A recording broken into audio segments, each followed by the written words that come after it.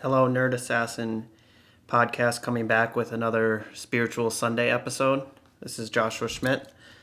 Last week we went through Ecclesiastes 4, where they covered a lot about envy, contentment, and advancement, and how these things are meaningless. Today we're going to look at Ecclesiastes 5. Here's verse 1. Guard your steps when you go to the house of God. Go near to listen, rather than to offer the sacrifice of fools who do not know what they do wrong.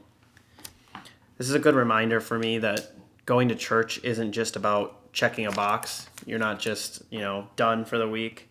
You're not just going in just for a show to show everybody else, but you're really going in to sacrifice. You're sacrificing a piece of your time in your week in order to praise God and thank Him for what you did, not just going there to show your neighbors that they do or be able to post something on Facebook.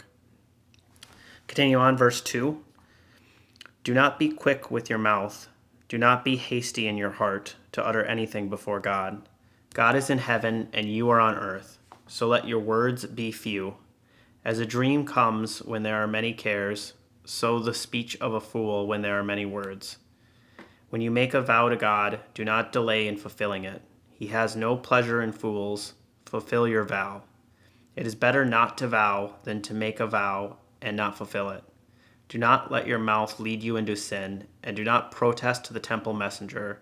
My vow was a mistake. Why should God be angry at what you say and destroy the work of your hands? Much dreaming and many words are meaningless.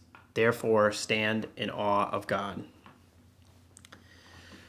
It's a good reminder that these promises that we're making, we should be fulfilling them. I feel like a lot of people, at least I have, when something's going bad in your life, you say to God, if you just fix this for me, I'll change this or I'll change that.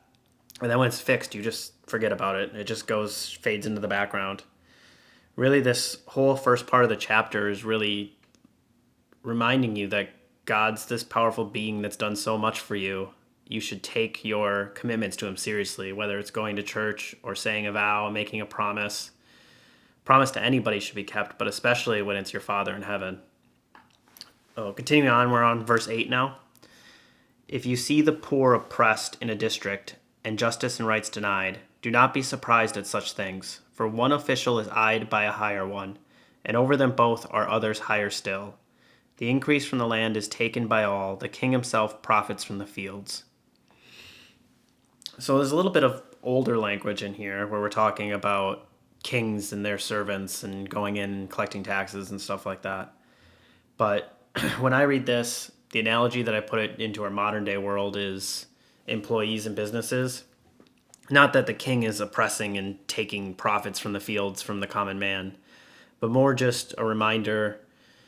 If you're going into Starbucks, you're going into Walmart, and you have a bad experience with the worker, they say you can't return this thing, or they charge you for something wrong, or they're not taking the time to help you out in the aisle, that it's not them. You can't throw all the blame on them.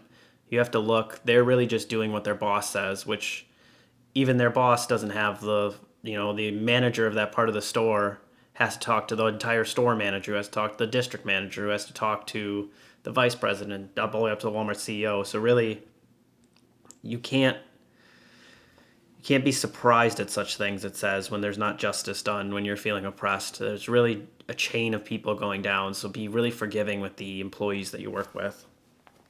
Verse 10, whoever loves money never has money enough. Whoever loves wealth is never satisfied with his income.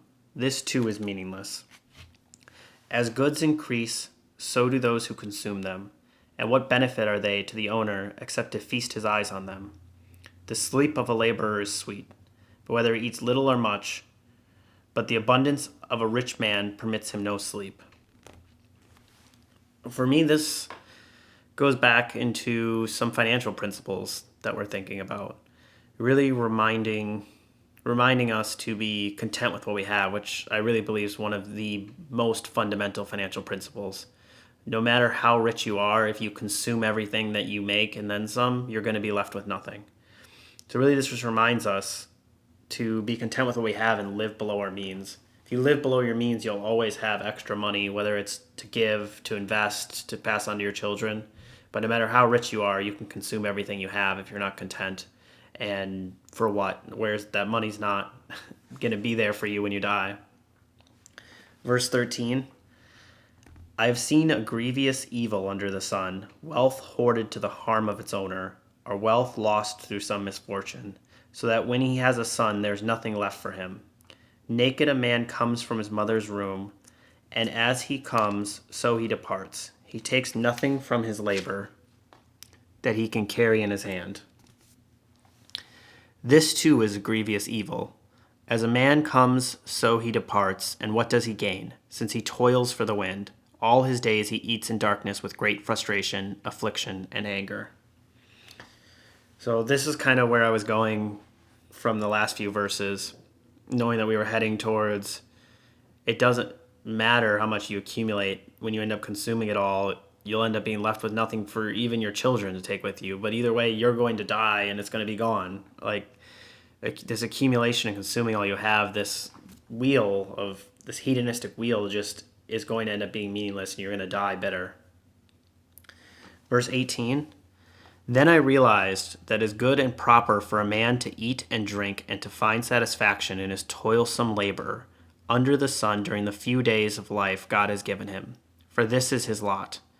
Moreover, when God gives any man wealth and possessions and enables him to enjoy them, to accept his lot and be happy in his work, this is a gift of God. He seldom reflects on the days of his life because God keeps him occupied with gladness of heart. So we're getting another reason that we're not looking at this from a nihilistic perspective. Wealth is an evil in its own right. Accumulating things is an evil in its own right. Advancement is an evil in its own right. When you have the right heart about your treasures, when you're not envious of somebody else, when you're not trying to pull somebody else down, when you're not oppressing other people to get your wealth, you can see it as a gift of God to enjoy while you're on this earth in the temporary time you have here. Some of my favorite parts of this: God gives any man wealth and possessions and enables him to enjoy them. So it's not your own works that are going to enable you to enjoy them. It's really like through God you're able to enjoy them. To accept his lot and be happy with his work. So again, we're going to that contentment. This is a gift of God, to be able to enjoy your possessions, the possessions that he gives you, being content with them. Find satisfaction in his toilsome labor. So if you enjoy your job, God's going to bless you with gifts and wealth. And as long as you have that in the proper perspective, the riches become a blessing when you have that proper heart. All these other people end up with these grievous evils because they're just accumulating for accumulation's sake. Whereas when you look at it as, I'm being a steward for God and he's giving these for me to manage, that's when you really get enjoyment out of the riches that God has blessed you with. So that's the end of chapter 5. We're going to look at chapter 6 next week, which is going to go over, surprise, even more ways men are living for this earthly world, is just chasing after the wind without looking at it with that God's heart and blessing. If you want to continue this conversation, questions, comments, feel free to look up the Nerd Assassin on Twitter or LinkedIn is the best ways to reach me. Thanks for watching and have a good rest of your week.